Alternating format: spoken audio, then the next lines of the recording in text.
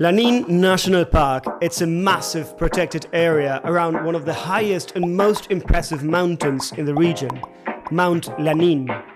On this episode, we're going to explore this incredible national park and some of the treasures that we have in it. Contenido en 3.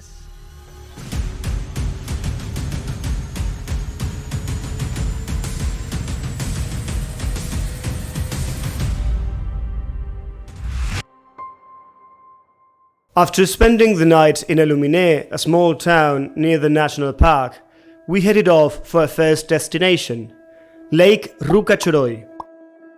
This small lake, it's only 30 kilometers away from town. The road, however, takes about an hour.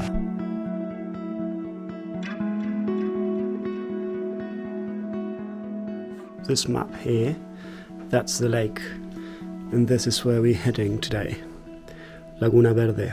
You know, it's a lot smaller than this. 2 hours, difficulty, middle to low, so it's quite easy. After getting everything ready, we set off to our day's hike. We are going to a smaller lake up in the mountains, Lake Laguna Verde. Right, we've already started the trail. Shouldn't be that hard. There's not much of a trail actually, it's just this that you can see here. We don't need much more. There's a few posts by the track, so it's quite easy to follow. You just follow the signs. Although the trail is steep, it's not too long, only a 2-hour hike. So here's our first challenge. We need to go across this river. Sweet mother of God, let's do this. Ah, Jesus. Sweet Jesus. It's ice cold.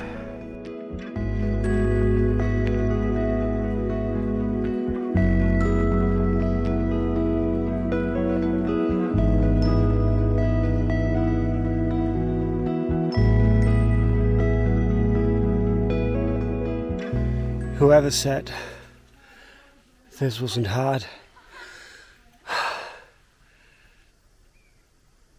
who was that?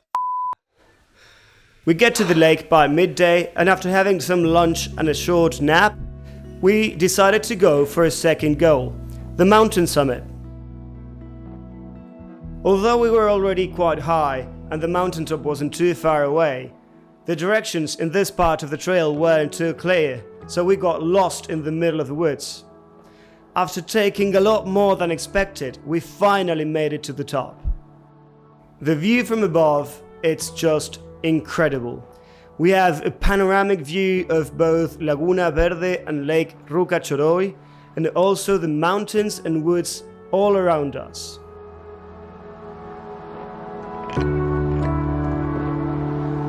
It's already time we head down if we want to make it to town with some daylight. On our way down, we are as lost as we were on our way up, but at least this time, we know what to expect. Another fun fact about these trees, the araucarias or pehuenes, as the Aboriginals call them, is that they're very unique because they're only found in very few countries. Argentina and Chile, of course, and the other country that has araucarias will probably blow your mind because it's Australia. They are actually prehistoric trees. When the Pangea divided between Laurasia and Botswana, these trees were locally found in Botswana. That means Australia, South America, Africa and India. And when they split, some of them remained in Australia, some of them remained in South America.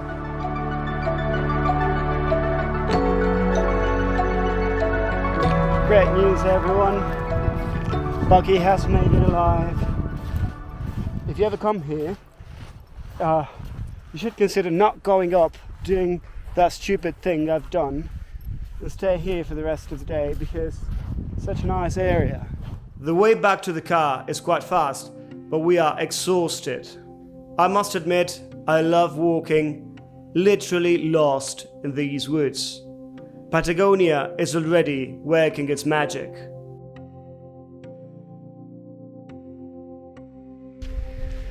Well, I just came to see the ranger. That's his house behind me, as you can see, because it's very important to announce that you are back.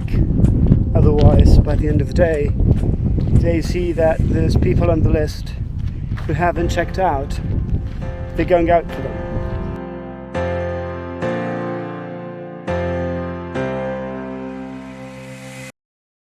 We are leaving Illuminé to Junín de los Andes, another Patagonian town 100 kilometers south.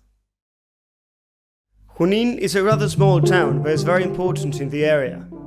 It's the main entrance to many of the things we got to see on the national park. For some reason, I have no footage of the town. Mainly, I have no footage of Patagonian towns at all. I guess I don't get as inspired as I do in the nature. Morning everyone, it's the 26th day in the road here in this Patagonia tour, and today is a very special day because we are going to another lake. Might be redundant, but there's so many lakes here in Patagonia that there's too many of them and I want to see them all. Now, but this one in particular, it's called Neuquen. You know how some things are just not meant to happen? Well, I just registered in that teeny tiny house right there because you have to pay for the entrance into the lake. It's about 260 pesos, which is roughly 2.25 American dollars. So I registered and we have arrived to the lake. We have another 30 kilometers driving by the lake into the camping area. And the Lanin, this massive mount I told you about that I was seeing before in the road, it disappeared for a few moments behind a hill, just a few minutes, 2-3 minutes. And when it got on my sight again, it was covered in clouds, so you can't see it right now.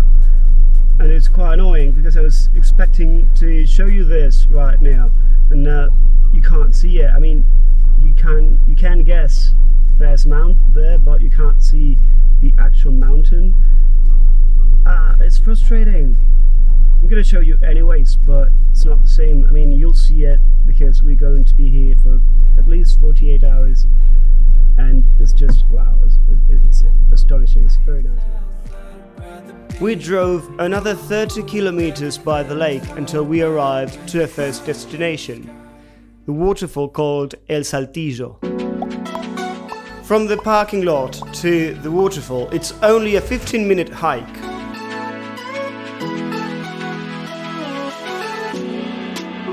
So we've made it to the waterfalls right behind me, and in a few moments we're going to go underneath it to the other side, and we're going to get soaked, absolutely soaked.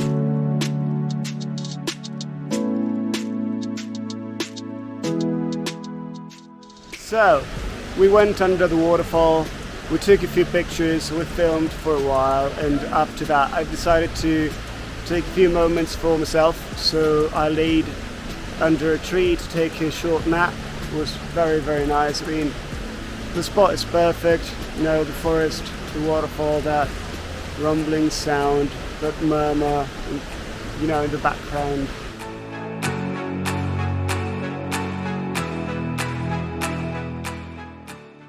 I'm planning to go for sunset to one of the most spectacular spots in the area, La Pampa del Paimun. We've already spoken about pampas, so you know what I'm talking about. This place, it's a wide open plain stretching from the lake to the very foothills of Mount Lanin.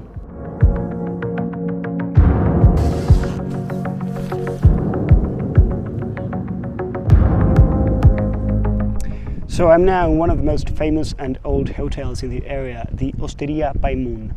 this hotel is very cozy and quite small. It's lovely actually. It's what in English you would call a guest house or a B&B. It's actually very beautiful and it's located in a perfect area. It's very, very strategically located because it's where the Waterfalls lake, which is the one we saw first yesterday, and the Baimun lake, which is the one we slept yesterday, where these two lakes meet. So it's very, very well located. Today we're heading back to Junín, but on our way down we're stopping in several beaches on our way. Our favorite spot in Lake Huechulavquen, it's Bahía Cañicul. On this bay you have a lovely camping area and not one or two but dozens of beaches and cracks all over the place. So, that was a nice dip. The water is really cold, but after a while you get used to it, and to be fair, I mean, I'm so glad I did it. It took a while to get the courage to jump into the water, but definitely worth doing. It's really hot here. The best part is that although we spend many hours walking across the beaches, we only see a handful of people. With my skin burned, several scratches and starving, we made it back to the car and down to Junín de los Andes. It was time for us to say goodbye to Lake Huechulavquen and Mount Lanin.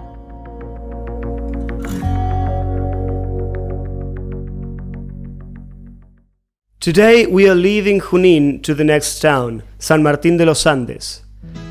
The road is only 45 kilometers long through Argentina's most famous highway, Route 40. We, however, are not taking the usual road. We are taking a 120 kilometer detour west and then south through several lakes and rivers we got to see before we make it to San Martín. The list of places we're going today is quite extent. First, Lago Currué Chico, then Lago Currué, then Laguna Verde, then the Escorial, which is a lava lake, to end the day on a natural thermal bath near the border with Chile. We've crossed the classic wooden arch we've seen 100 times already, because we just went into the national park again. But now we will head west into the mountains, and we're going to leave the mountains south into San Martín de los Andes. So we have a rather long way, not long but too many stops in the way, so it's going to take a while. After driving by Lake Currué Chico and stopping for lunch in Lake Currué, we moved to our next destination, Laguna Verde. I know that we've already been to one place called Laguna Verde, but apparently there's hundreds of these in Patagonia. It literally translates to Green Lake, so it's a very common and obvious name. The reason why it's called Green Lake is because the grassy meadow at its shore doesn't stop there. The grass and the vegetation continues to grow underneath the surface. The beach we're in, it's a grassy meadow, but we can already see the opposite shore.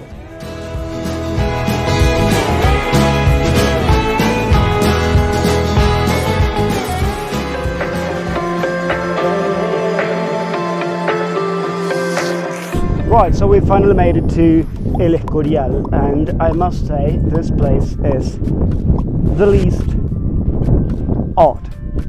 I don't know if I like it. I don't have to like it, I know, but it's just weird.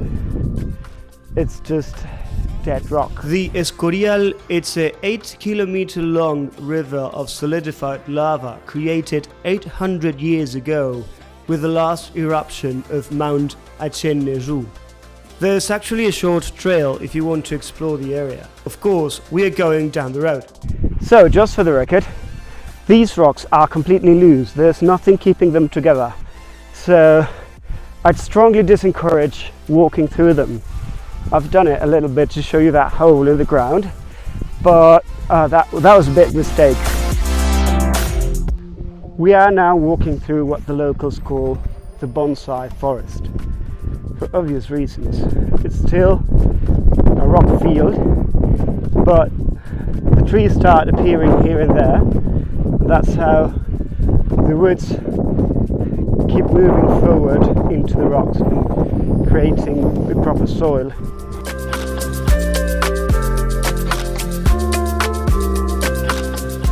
We still have a lot in front of us, so we get moving to our next destination. The thermal baths of Neuquen, 14 kilometers west of the Escorial, sitting on the very border between Argentina and Chile.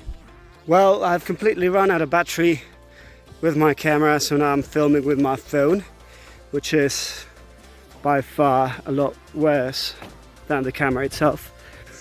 Bueno, estamos adentro de lo que supieron ser las termas, que ahora están abandonadas. Son muy nuevas.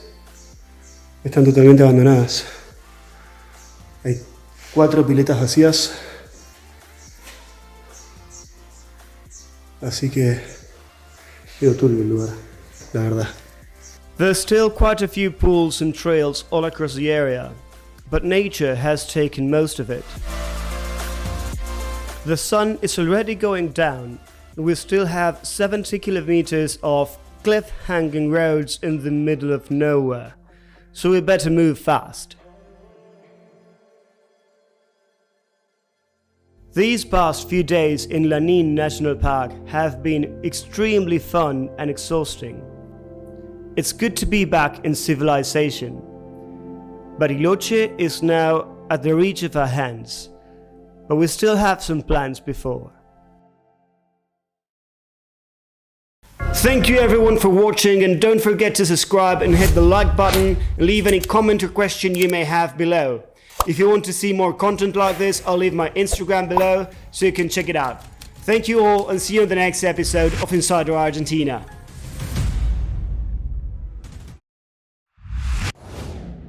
Zagagitsi baba, hey yeah yeah. Excelente, me gustó ese final.